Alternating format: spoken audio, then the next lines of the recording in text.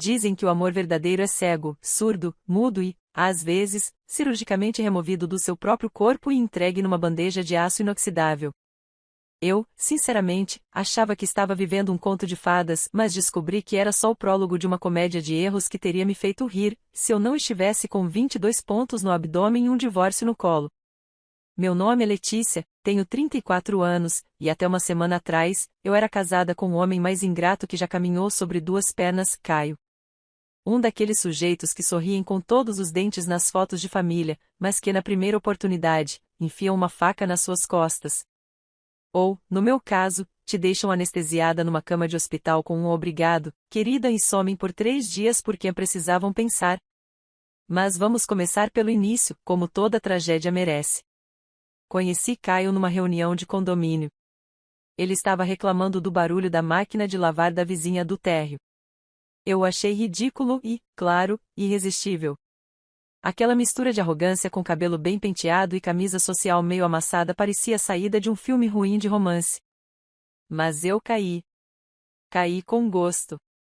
Com direito a pipoca, playlist romântica e jantar improvisado com vinho barato e massa instantânea. 2 anos depois, estávamos casados. E como toda mulher apaixonada e disposta a ser a parceira para tudo, eu aceitei a sogra, Dona Neide, como um fardo de afeto embutido no pacote. A mulher era um azedume só. Me olhava como se eu tivesse contaminado o filho dela com um vírus incurável, o vírus da independência. Você tem mão mole para cozinhar, ela dizia, enquanto mexia o arroz como quem invocava demônios.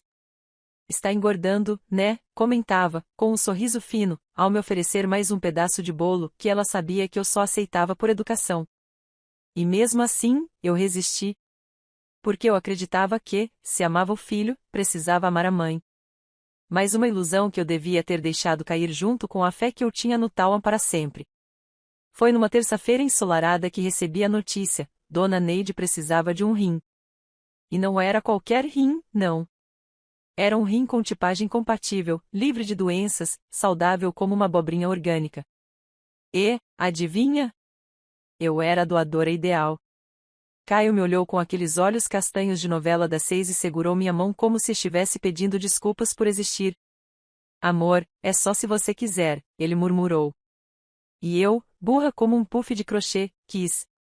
A cirurgia aconteceu em um hospital particular com cheiro de cloro e orquídea. Antes de entrar na sala de operação, Caio me beijou na testa e eu juro que senti que estava fazendo algo grande. Nobre. Bonito. Uma mulher salvando a matriarca da família. Eu imaginei um futuro onde Dona Neide finalmente me tratava como filha, me chamava para almoços em família sem julgar meu arroz empapado, e até quem sabe me presenteava com um colar de ouro que passou por gerações. Acordei da cirurgia com uma sensação de missão cumprida, e uma dor horrível do lado esquerdo do corpo. E foi exatamente ali, na maca, que Caio deu o primeiro sinal de traição. Não estava lá. Nem um copo d'água. Nem uma rosa de plástico. Nada. Ele apareceu 3 dias depois, com cara de sono e hálito de cerveja artesanal, dizendo que eu precisava pensar na vida. E quando eu, ainda com soro pendurado no braço, perguntei, pensar no quê, exatamente, ele respondeu com um encolher de ombros e a frase que, até hoje, ecoa como um tapa na minha alma. Letícia, você é uma mulher incrível, mas, você é muito frágil. Frágil. Eu, que doei um órgão para salvar a mãe dele. Eu, que limpei vômito da senhora em crise de diálise.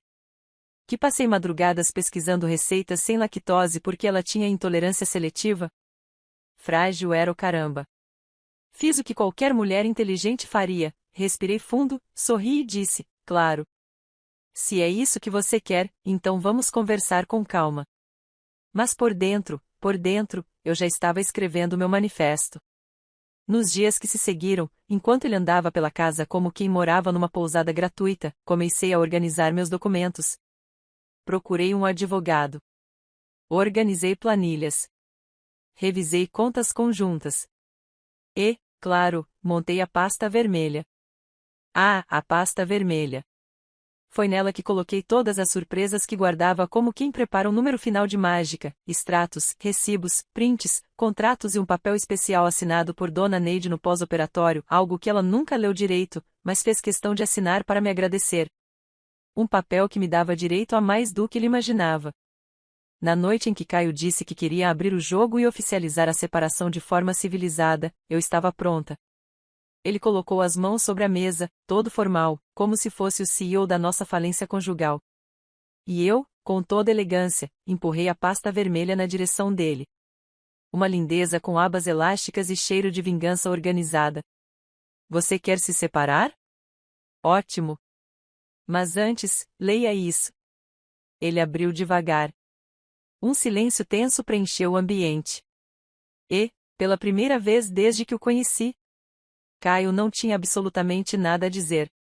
Nos próximos capítulos, você vai descobrir exatamente o que tinha dentro daquela pasta e por que o silêncio dele valeu cada centímetro do meu rim doado. Mas agora, eu quero que você respire fundo, se inscreva no canal, ative o sininho e se prepare. Porque o que vem a seguir é o tipo de história que faz sua sogra olhar torto para o seu sorriso, e pensar duas vezes antes de pedir qualquer coisa. Caio sempre foi bom com palavras. Sabia enfeitar mentiras com laços bonitos e transformar promessas ocas em discursos quase convincentes. Mas naquele dia, naquela noite específica, ele estava mudo. O homem que um dia me escreveu uma carta de 3 páginas com o título Você é o meu milagre agora olhava para folhas de papel como se fossem dinamite. E eram. Ele desceu os olhos pela primeira página com a mesma expressão de quem vê o nome na lista de demissão da empresa. Leu uma vez. Voltou. Depois leu em voz baixa, como se não acreditar na leitura fosse uma forma de cancelá-la. Neide Aparecida da Silva, residente à Rua Barão de Antonina, São Paulo, declaro por livre e espontânea vontade. Ele murmurou. Que recebi o transplante de rim da minha nora Letícia dos Santos Pereira, sendo esta a única responsável pela viabilidade e sucesso da minha cirurgia, e... Caio ergueu os olhos. As sobrancelhas dele formaram um arco tão exagerado que, se eu não estivesse com os pontos ainda sensíveis, teria soltado uma gargalhada. Em vez disso, cruzei os braços e levantei uma sobrancelha só. Continua, Caio. Tem mais 3 páginas. Talvez você esteja se perguntando, o que exatamente tinha naquele documento? Uma cláusula. Simples, discreta, assinada no momento de gratidão narcotizada por morfina. Reconheço que, por minha própria escolha, transfiro para Letícia o pleno uso e usufruto do apartamento de minha propriedade, localizado no bairro da Aclimação, em retribuição ao gesto que salvou minha vida. Sim, senhoras e senhores, a sogra me deu um apartamento. E mais do que isso, Caio assinou como testemunha. Lembram? Foi logo depois da cirurgia. Eu estava com uma camiseta manchada de sopa, ela com uma meia no lugar errado e ele, sorrindo feito quem acredita que amor é eterno. Tudo por gratidão. Ou idiotice. Ou as duas coisas juntas. E agora ele olhava para aquele papel como se fosse uma sentença de morte. Para o ego dele, era. Isso não vai ter validade nenhuma, Letícia. A voz saiu firme, mas a mão dele tremia. Eu sorri. Sincera. Calma. Como quem tem tudo. Foi lavrado em cartório. Reconhecido em firma. E seu nome está bem ali, bonitinho, como testemunha. Se quiser, posso buscar as fotos do dia que a gente foi registrar. Ele respirou fundo. Abriu outra aba da pasta. Tinha lá extratos bancários provando que eu havia pago metade do carro dele, o mesmo carro que agora ele usava para ir visitar a amiga com quem estava apenas conversando. Recibos da reforma do apartamento da mãe dele, bancada por mim, até a última torneira dourada que ela fez questão de instalar porque merecia. Conversas impressas, sim, eu salvei tudo, onde ele prometia dividir os lucros da empresa que abriu comigo, usando o meu crédito. Caio me olhou como quem olha um prédio prestes a desabar. Você me espionou? Não, Caio. Eu só prestei atenção. Coisa que você parou de fazer desde o nosso 2º ano de casamento. Agora vem a parte em que, normalmente, as pessoas esperariam uma briga. Um grito. Um choro. Mas não. Ele só se levantou da cadeira e começou a andar de um lado para o outro, coçando a nuca, fazendo aquela típica expressão de homem tentando inventar uma desculpa boa o suficiente para sair como vítima. Você fez isso tudo por quê? Por vingança? Não, querido. Fiz por precaução. A vingança ainda está por vir. Foi aí que ele teve a audácia de dizer: Letícia, olha. Eu não queria que as coisas terminassem assim. Nem eu, Caio. Eu queria que a gente fosse para Paris. Que tivéssemos filhos. Que sua mãe gostasse de mim sem me chamar de Ofracão cada vez que eu chorava vendo O'Malley e eu. Mas olha só onde estamos. Você pedindo o divórcio uma semana depois que eu te dei um rim? Quer dizer, que eu dei um rim para sua mãe. Vamos manter a precisão. Você sempre teve esse sarcasmo, Letícia? Ele perguntou, meio desconcertado. Não. Ele apareceu junto com a cicatriz. Os dias que seguiram foram estranhamente silenciosos. Caio começou a dormir no sofá e, pela primeira vez, eu o deixei lá. Nada de cobertor dobrado. Nada de travesseiro extra. E comi todas as bolachas recheadas da casa sem remorso. O divórcio estava em andamento, mas antes de assinar qualquer coisa, eu quis me divertir um pouco. Fiz questão de colocar nos alto-falantes da sala músicas bem melosas enquanto cozinhava. Bleed in Love, Someone Like You, Shallow. Deixei ele tentando interpretar cada escolha como se fosse um código secreto da minha tristeza, quando, na verdade, era só a minha nova playlist favorita, Vingança Passivo-Agressiva, Volume 1. Também comecei a receber visitas. Não de homens, claro. De amigas. Mulheres lindas, bem-sucedidas e escandalosamente alegres, que iam alto na varanda e me chamavam de guerreira com taças de vinho na mão. Caio espiava do corredor como se fosse um figurante desconfortável de novela mexicana.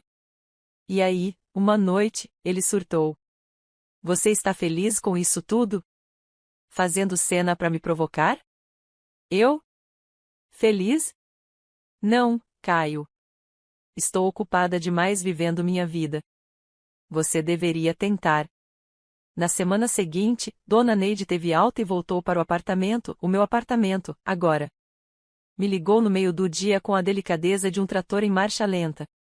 Letícia, estou vendo aqui no contrato uma cláusula estranha. Isso aqui tá dizendo que o imóvel agora é seu? Isso é sério?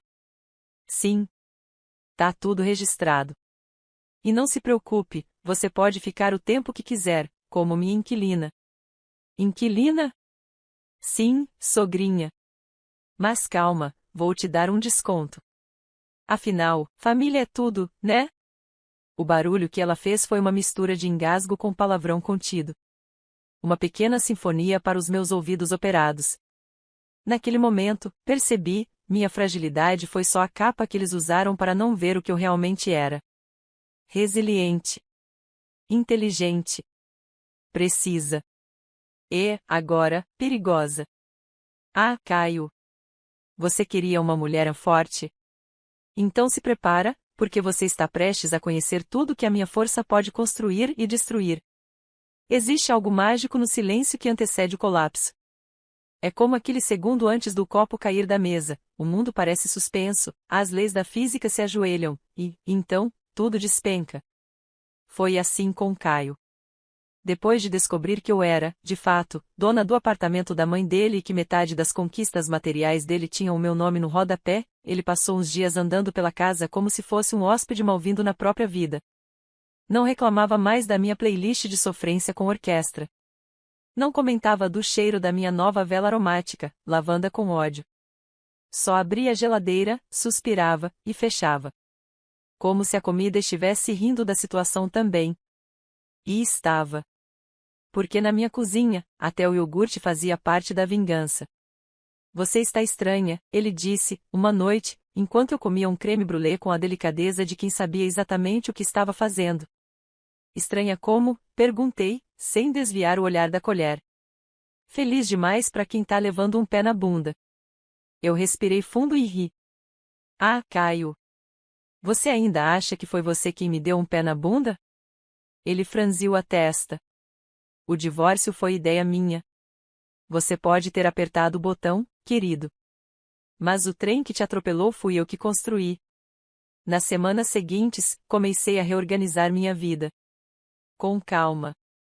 Com precisão. com uma elegância que deixaria qualquer roteirista de filme de espionagem com inveja.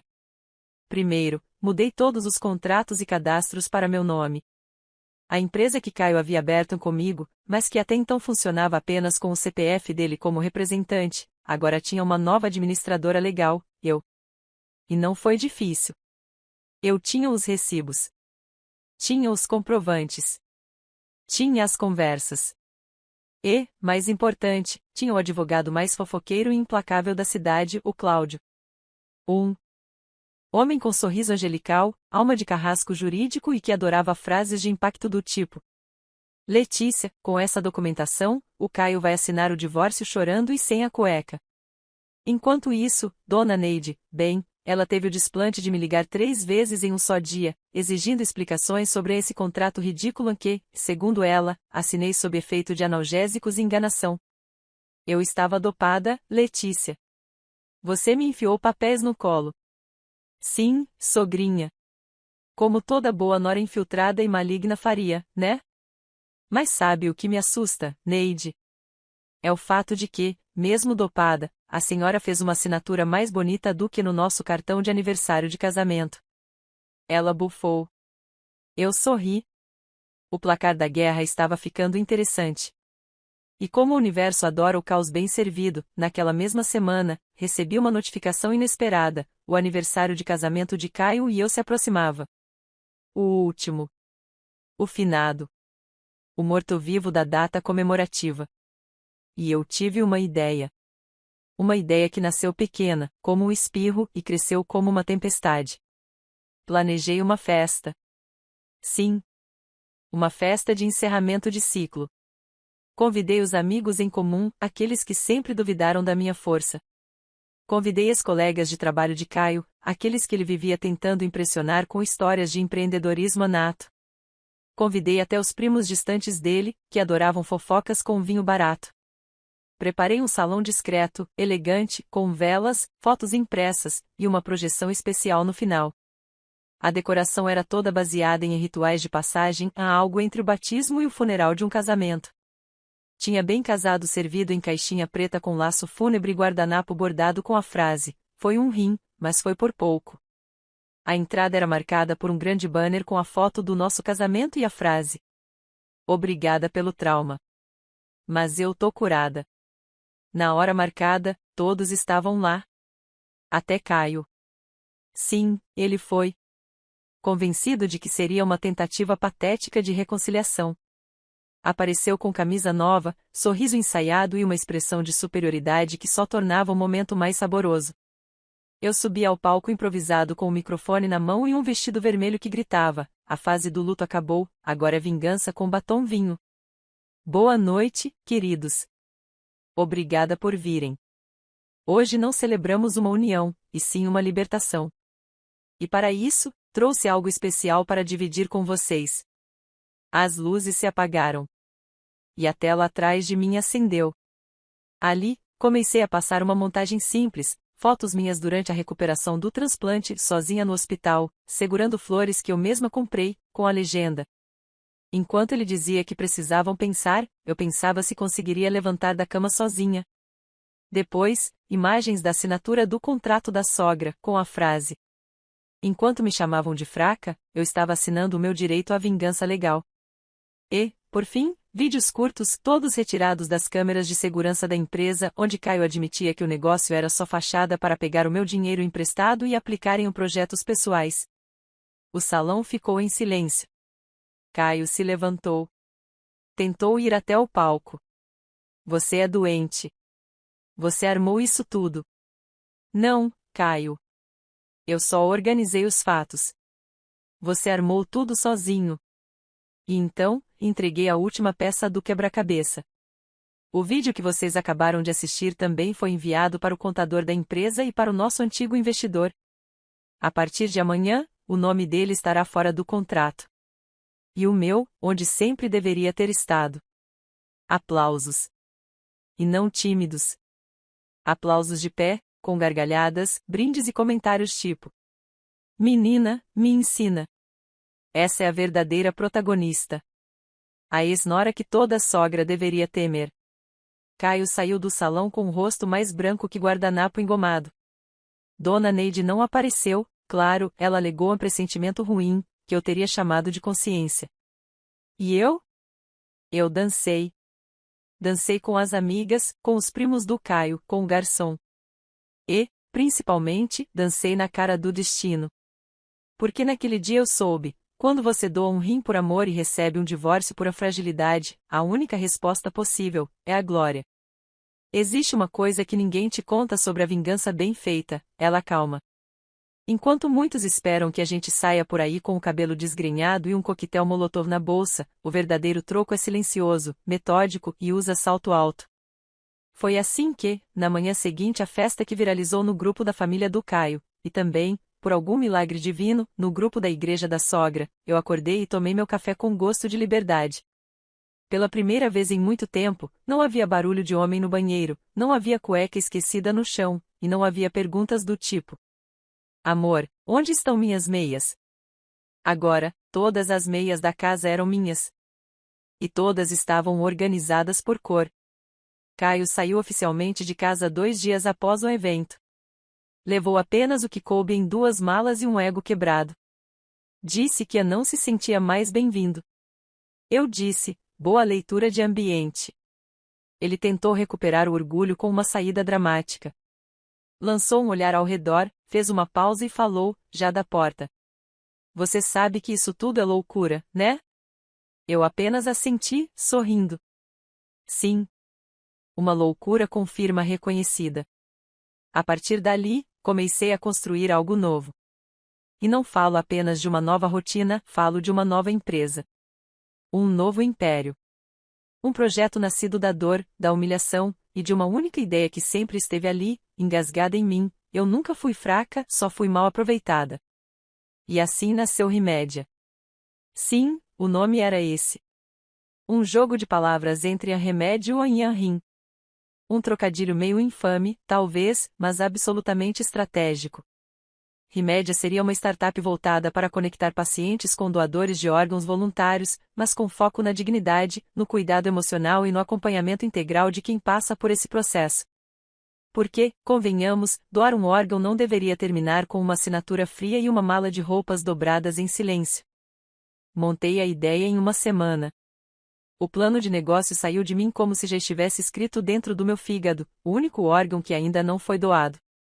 Liguei para antigos contatos que Caio sempre subestimou, especialmente uma amiga minha, Maitê, que ele chamava de hippie metida empresária. Maitê era CEO de uma empresa de tecnologia voltada à saúde. E era exatamente quem eu precisava. Letícia, você sabe que só pelo nome eu já quero investir, né? Eu sabia. O trocadilho é forte. Ela riu. E como está o ex? Indigesto. Mas ainda processando. Enquanto isso, Caio, bom, ele andava espalhando por aí que foi vítima de uma emboscada. Letícia tramou tudo, ele dizia. Usou a cirurgia para me manipular. E sabe o que foi mais engraçado? Quanto mais ele falava, mais ele se afundava. Porque, ao contar a história, ele mesmo confirmava cada passo da minha versão. Um conhecido em comum até comentou: cara, você tá basicamente dizendo que largou a mulher depois que ela salvou a vida da sua mãe? Isso não é autodepreciação. Isso é um tiro no próprio pé com mira laser. A Rimédia começou a ganhar corpo mais rápido do que eu imaginava. Conseguimos uma rodada de investimento inicial com a ajuda de Maitê. Os pitches foram afiados, as reuniões renderam frutos, e em pouco tempo, estávamos em manchetes discretas de portais da área de saúde. Nada extravagante. Nada espalhafatoso. Apenas o suficiente para que as pessoas certas vissem. Inclusive, o novo investidor que Caio estava tentando convencer a apostar na empresa dele, apostou na minha. Como? Simples. Ele conhecia Maitê. E quando viu o nome do meu projeto associado ao dela, entrou em contato com ela e cancelou tudo com Caio. Letícia, esse investidor mandou te dizer que pessoas com coragem verdadeira merecem mais do que atenção, merecem confiança.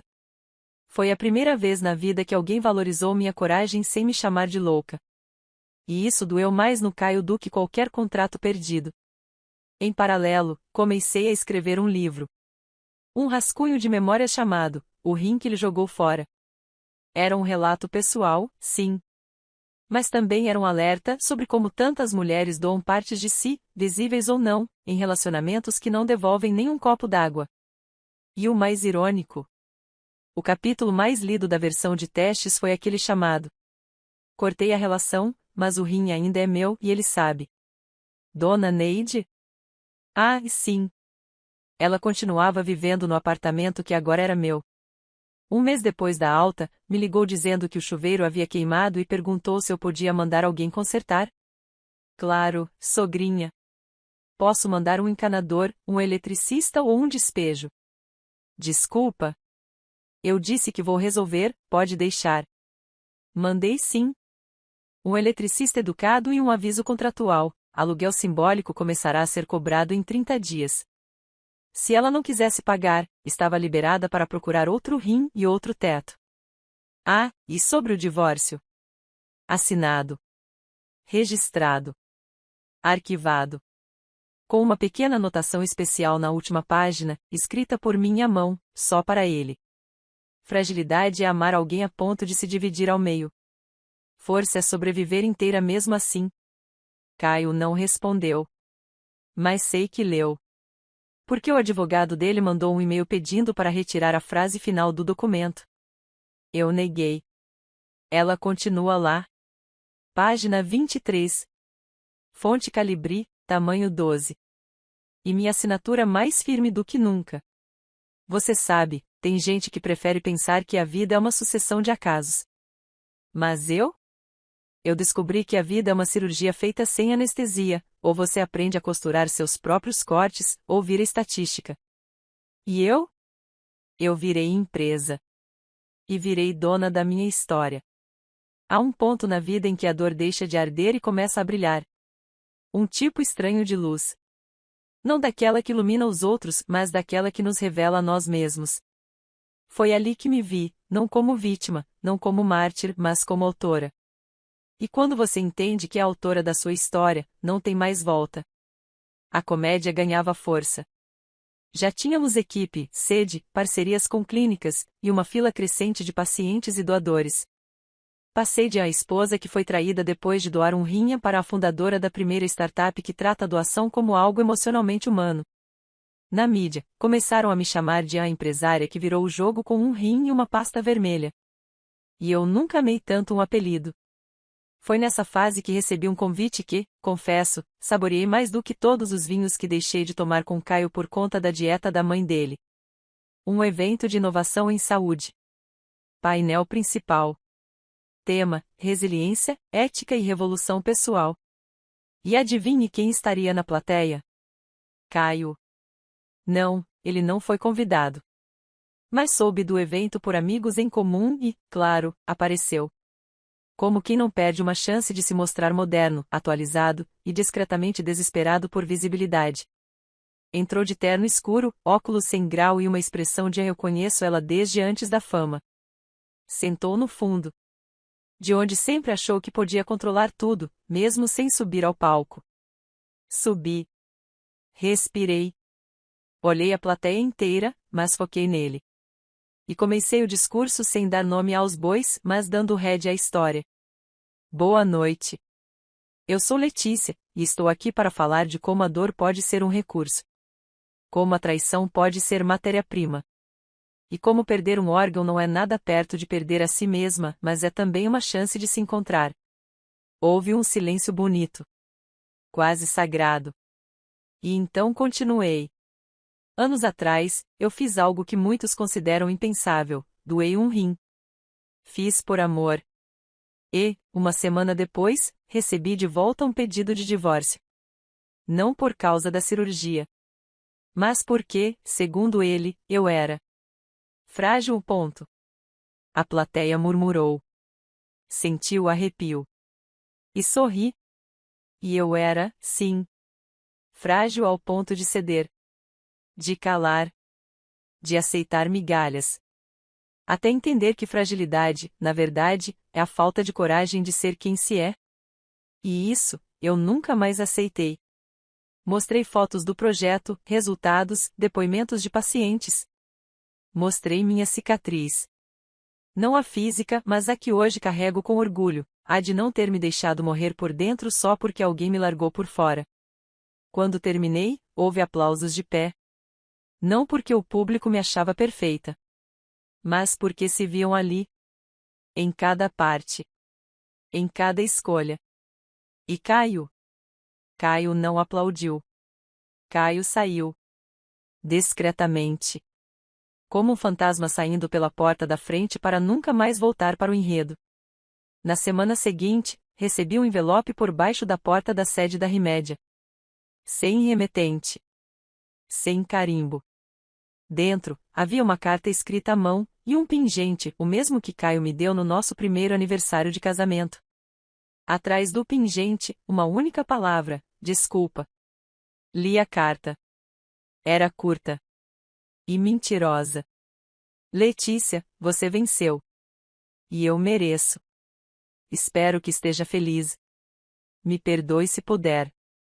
Guardei o pingente numa gaveta. A carta? Joguei no triturador. Porque desculpas sem mudança são só palavras decoradas tentando limpar a sujeira sem esfregar. Dona Neide não me escreveu carta nenhuma. Ela mandou mensagem no WhatsApp. Você venceu, parabéns. Mas saiba que eu sempre soube que você tinha alguma coisa escondida. Só não achei que fosse tanta. Respondi com um áudio de 7 segundos, o som de uma descarga. Ela saiu do apartamento 2 meses depois. Disse que não se sentia em casa. Deixou a chave no tapete da porta, com uma nota de R$ 2 dobrada embaixo, talvez por birra, talvez por ironia. Eu emoldurei. Sim. Está pendurada no meu corredor. Meses depois, uma jornalista me perguntou: se você pudesse mudar alguma coisa, Letícia, o que seria? Pensei. Mas só por educação. Eu teria comido mais sorvete. E feito menos arroz integral por causa da dieta da sogra. Rimos. Mas era verdade. Hoje, quando olho no espelho, vejo uma mulher com cicatriz, sim. Mas com um olhar que não treme mais. Uma mulher que foi chamada de fraca e transformou esse adjetivo em combustível. Meu nome é Letícia. Eu doei um rim por amor. E ganhei de volta a chance de nunca mais me doar sem retorno. E se alguém um dia olhar para você e disser: você é frágil. Lembre-se de mim. E diga com um sorriso: mas até meu rim foi mais forte do que você. Fim.